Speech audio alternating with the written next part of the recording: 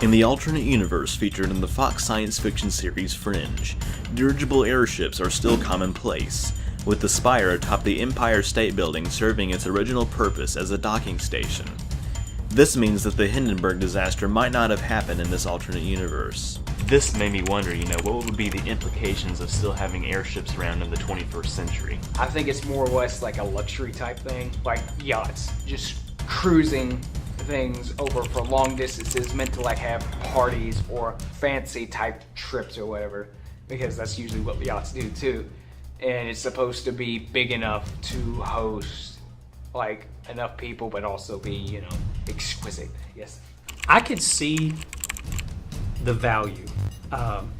As an old fart myself, I kind of appreciate slow travel and the enjoyment of doing something like that. I could see where you could almost have something like a cruise line of the air, where people who really would enjoy a cruise on the sea just because it is slow and relaxing. I would think air travel could be the same way, at a slow pace that would allow you to see more and experience more from the air. I could see that being. This makes sense, as we see an advertisement in the show for a luxury cruise line via the Zeppelin, which is consistent with Andrew and Mr. Stevenson's theories. I could also see, because of the lift capability of a large blimp or a large Zeppelin, I could see them being used for shipping purposes and probably even being remote controlled. A little bit like what Amazon has kind of talked about doing with drones. I could actually see,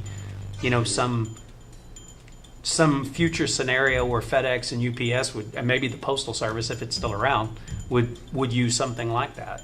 Looking toward another mode of air travel, we see several indications throughout the show that the space program in the alternate universe is far more advanced, with daily commercial flights to the moon available to the public, and the Star Wars Orbital Defense Network being deployed. In 1963, President John F. Kennedy gave a speech at the United Nations proposing a joint US-Soviet moon landing. Soviet Premier Nikita Khrushchev initially rejected the proposal, although his son has suggested that Khrushchev was close to reconsidering right before JFK's assassination. My question is, if the JFK assassination did not go through as we see in the alternate universe, could this joint US-Soviet moon landing have happened? Yeah, the Soviets would have never worked with the JFK on the joint plan commission to go to the moon. It worries me today that we're having to turn to the former Soviets to get into space. If you don't know it, they're building our rocket engines, and we're totally dependent on them. The problem that happened with the USSR is that it's a authoritarian communist system that it had, and what it was trying to do with its space program is that it was putting in all its resources and funding into space and the arms race to claim that they can compete with a capitalist nation on these levels.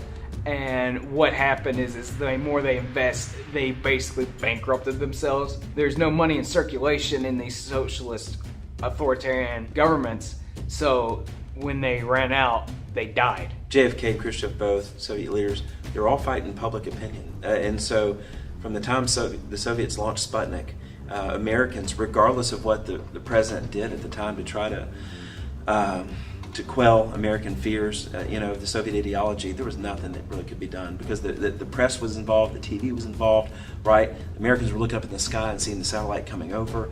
And so communism was such a deeply rooted ideological fear inside of Americans that he had two Red Scares. The first Red Scare, second Red Scare after the Second World War, and I don't think it would have been feasible. However, some are more optimistic, suggesting that an international cooperation to get to the moon could have brought unparalleled socio-political and economic benefits to multiple nations. I think an early space program would have bridged the differences of the Cold War faster. There was no way that you could develop like an international moon base, an international space program, without more economic cooperation. And I think most likely, if we think about the technology of the 60s moving forward, I think it probably would have taken more than just the Soviet Union and the United States, so it would have become an international project of epic proportions. But there still is something else that would be needed to keep the USSR alive into the 21st century, which we'll explore in the next episode.